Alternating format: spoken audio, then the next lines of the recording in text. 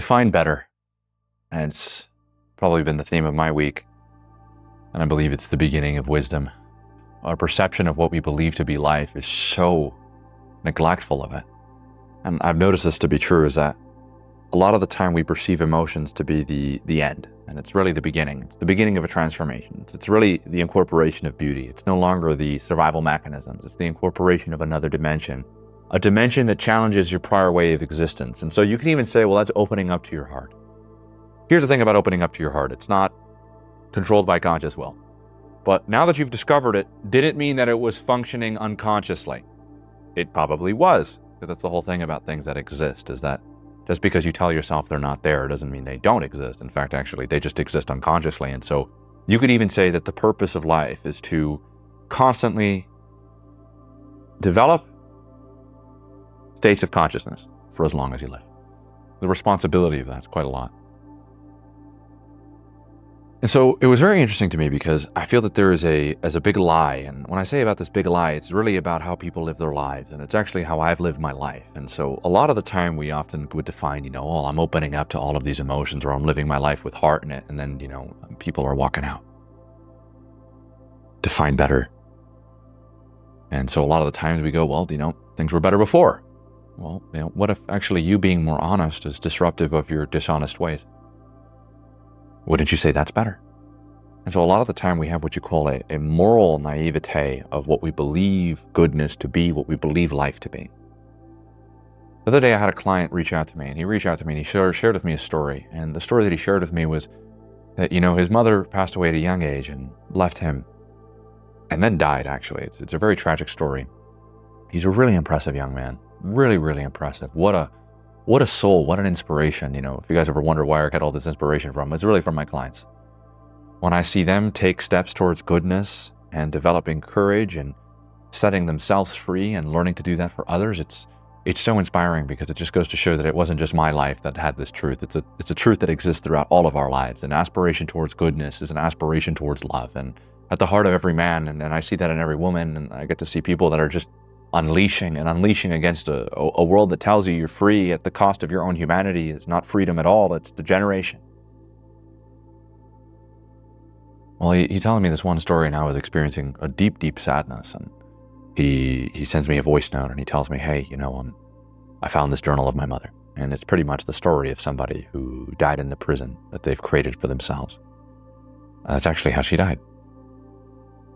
And he said, well, reading this journal, it just made me realize that I've had this dark cloud my whole life. I can't remember when I've never had it. As of recently in my life, I've been opening up to these emotions, and it's like very, very interesting to say what this is. And so I'm going to tie that into that story. And what exactly is an emotion is contradicting the way that you exist with your life. To say that you existed with your emotions would be ridiculous. In fact, actually, I would say that your ability to experience them requires far more strength and courage than just to even you think that they exist. And I'm not joking when I say this, is that it is one of the most challenging pursuits of your life, because it goes against everything that you've been made to be. Remember, it's incorporation of your heart. And now, if you lived with your heart, would you be who you are? Would you be whatever this manifestation is? So there would be this callous shell between what actually is existence versus your linear progression of a dysfunction that you think that you can run from. And of course, the mind is a dangerous place, because if it's left to just that, then maybe you're telling yourself you're not possessed by something, when really the horse that's underneath you is galloping at 200 miles an hour, and you're thinking that you have this under control when really you don't. And maybe you can feel that. Maybe that starts with fear.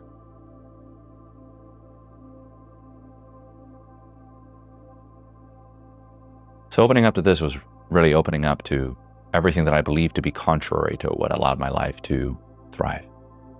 Always existed so much in my head, and recently the stuff I've been doing has been talking about, incorporating this heart. And well, incorporating heart is the beginning of what you would feel is dissolution.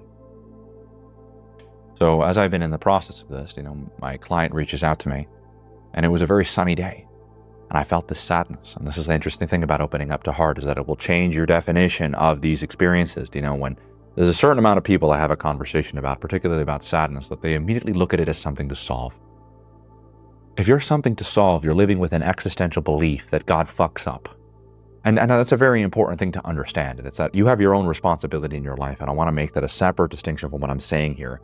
There are certain emotions that people experience that are always associated to a problem. And now this one's dark. People that live in their head see people that live with their heart as a problem to solve. And imagine really how you feel about the things that you experience. You need a reason for it.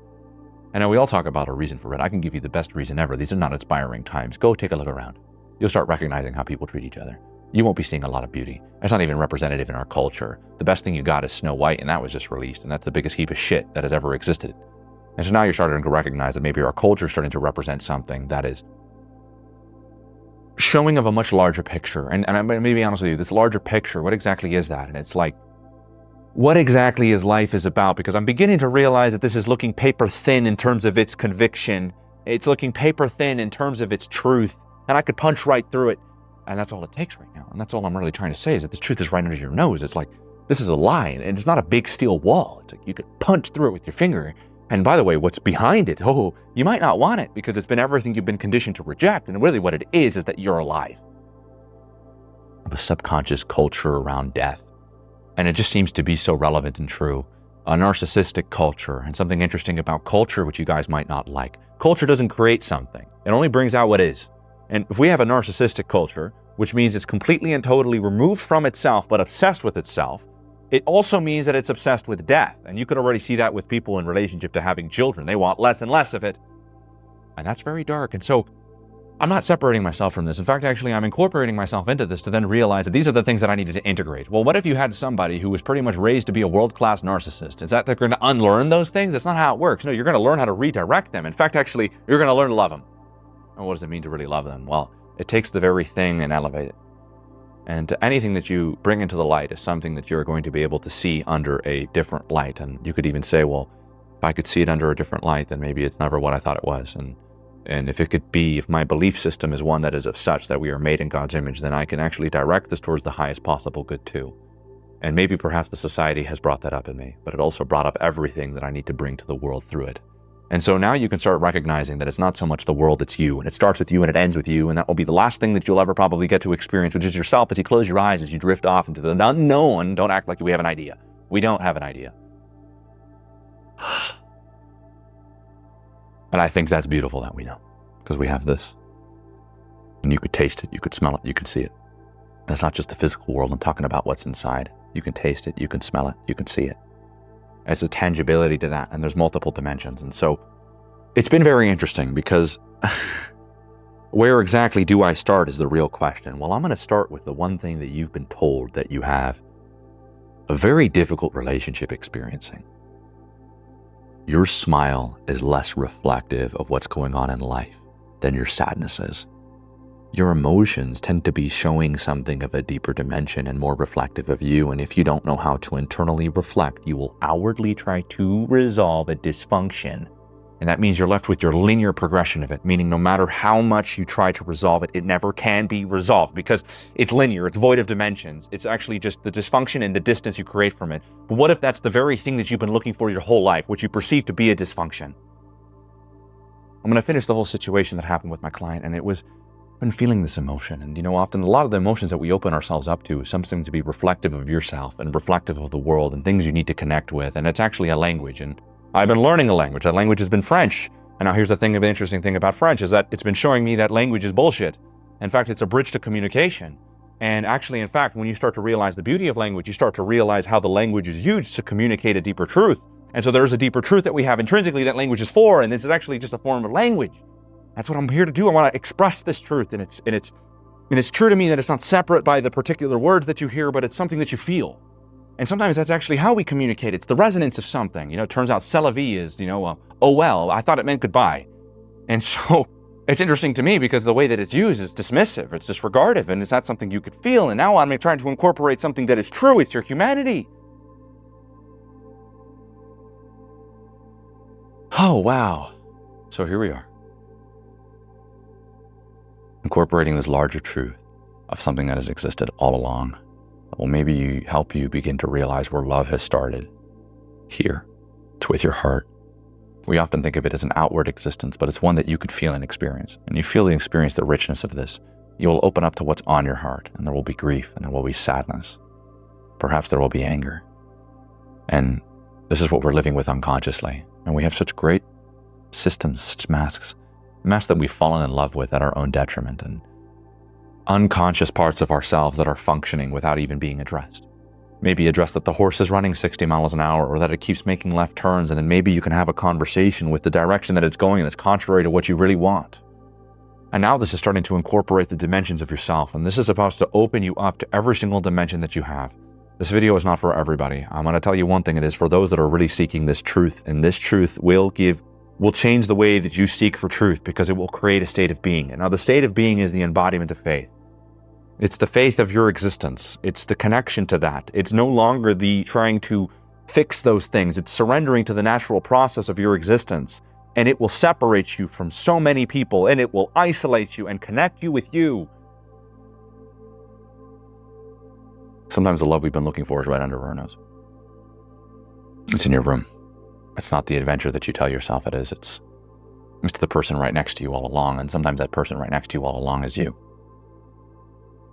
It's our definition of better that keeps us prisoned. It's what we perceive to be good that we don't even understand, we don't even know. And we outwardly direct it toward particular things, like as if we're the creator of it. We're implying omniscience of morality that we don't even understand. And it's problematic, because guess what? There's so much conviction and condescensions behind that conviction, and sanctimonious thinking that is actually so separate from morality. Morality is something that we could understand intrinsically, but it's through our humanity. It's not something that we immediately imply that we have an understanding towards. That's exactly what makes you susceptible to that deconstruction, because that's exactly what happens. It's the removal of a higher power in relationship to that we are connected to. So you could even say that the tree of knowledge and good and evil was the very thing that opened you up to, my God, it opened you up to God, because now you have no choice but to live with that. And you're going to have to recognize how damn close he is. He's so much closer than you could imagine, and he's not at all what you perceive. And both of those things work against each other that separates you from you, because you're connected to it. There was this dark cloud that was lingering on me that day. I actually went to my coach to, just give me some clarity. What I love about working with him is he never tells me it's a problem. He just helps me connect to it more, because it's what I've really wanted. And my client says it, and he goes, hey, I've been living under this dark cloud, and I want to experience the sunshine of the day. And it was so interesting, because the synchronicities of that was, as I was realizing what a beautiful day it was in LA, but I felt this deep, deep cloud. Something needed to be addressed. And I looked at him, and I said, the more I've been doing this emotional work, the more I've realized the things I'm afraid of, the things that I feel anger towards, the sadness that I feel, the grief that I have. And it was so interesting to me, because everybody looks at me and might imply that things are going great. And it's like, well, define great. And I've noticed that most people's definition of great is that you're not a problem to solve. There isn't something that you're lacking. And that's not exactly how human beings work, because we have a hunger that's deep, and there are existential matters. And that's part of being human, is incorporating with the existential in relationship to your physical. That's real. And so my response to him was, I was actually writing. I told him I was writing about something, and it was, why do I resist this cloud? It was funny that he said that, because I wrote it down. I wrote down something very similar to a cloud that's lingering, something I can't seem to get rid of, something that's consistent, something that I'm clearly resisting. And we talk about resisting our emotions. What we're really resisting is a deeper dimension that's contrary to our convictions. It's this looting. And well, that's interesting, because then that means that not everything in your life was what you've made it to be, that there's more dimensions to life. And that's important to accept. If there's more dimensions to life, then there's more to you. And if there's more to you, who you can become. And maybe you've given up, and you've given up because you've removed more from you, and the humility that you lack is probably due to the pride and arrogance that you're holding on to.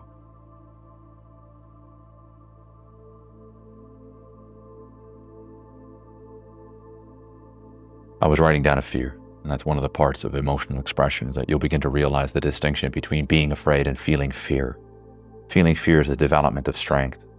Feeling fear is the incorporation of a foundation. Feeling fear is the beginning of trust. Trust with you. Faith in God. Very interesting that people often assume that it's their lack of faith. I think it's their lack of faith in being able to experience what challenges their faith. And I said, right before he texted me, I told him what I was writing, and I said, I just want to, I want to live. And then another voice came in, and it said, you want to live? Okay.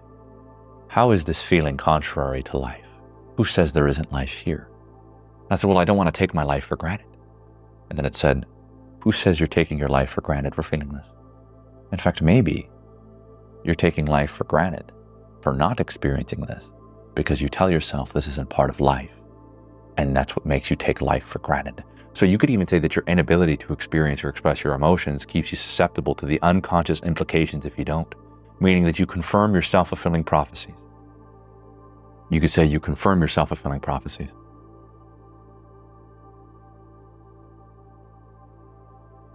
And he tells me, I've been experiencing this cloud my whole life. And I said, what do you fear about it? You seem to fear about it. He's like, well, that I won't live my life. I said, hey man, I was just writing these words down.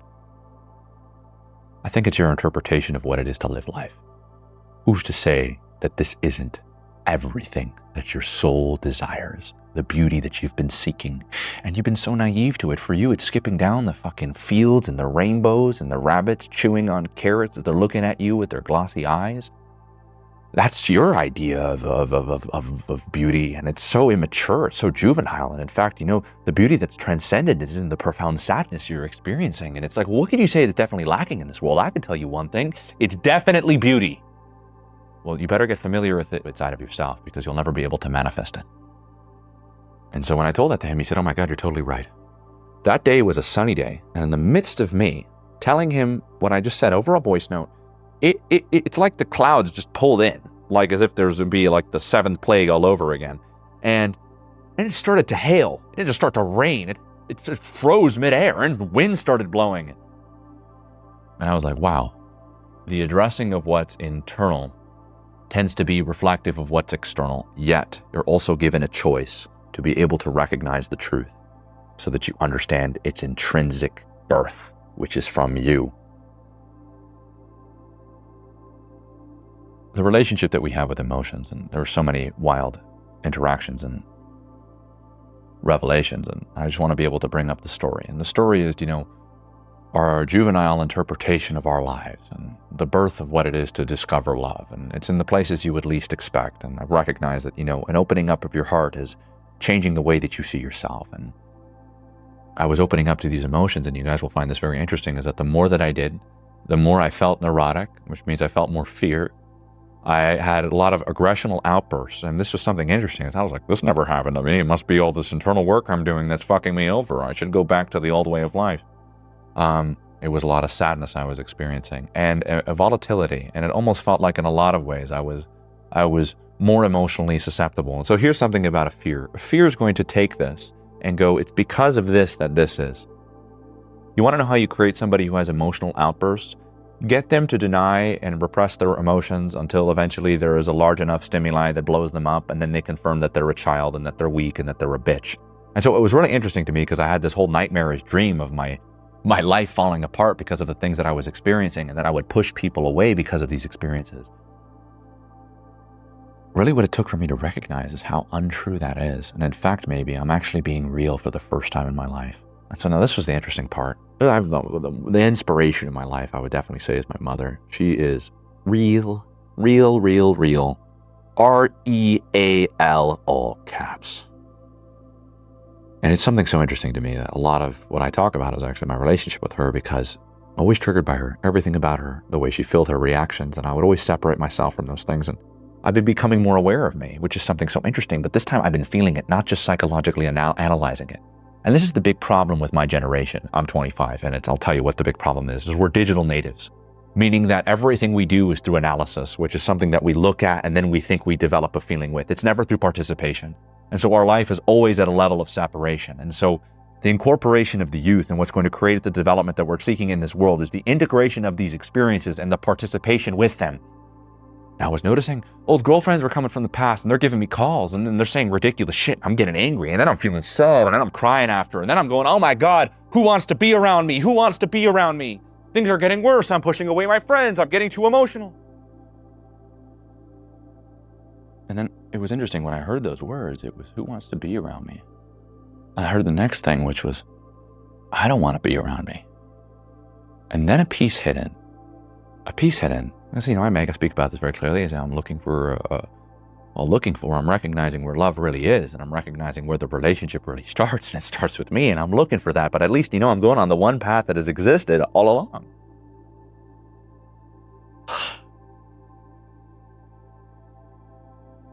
I wouldn't want to be around me. And it was something so interesting. When I started opening up to this, I started actually really, really being real.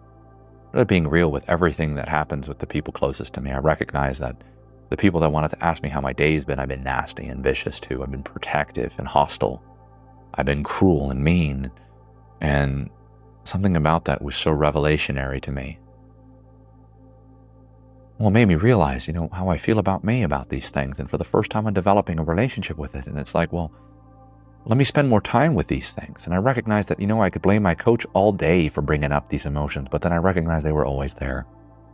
It's so interesting to me that, we talk about the things that we want, but we're so naive to what that takes. And you could even say that the process of welcoming that in can be inducing of sadness. And yeah, it is because there's so much growth that surrounds that. And you need to start thinking, well, maybe, your definition of better was worse for you. And so redefining better is maybe recognizing that the redefining of love is opening yourself up to reality. And reality is reflecting of love and a higher love and a love within you that you exist with intrinsically. And now you experience it in all dimensions, up, down, inside, past, present, future, throughout all points of your life. And that's truth. And the discovery of that truth is expansive. So, real love. Real love.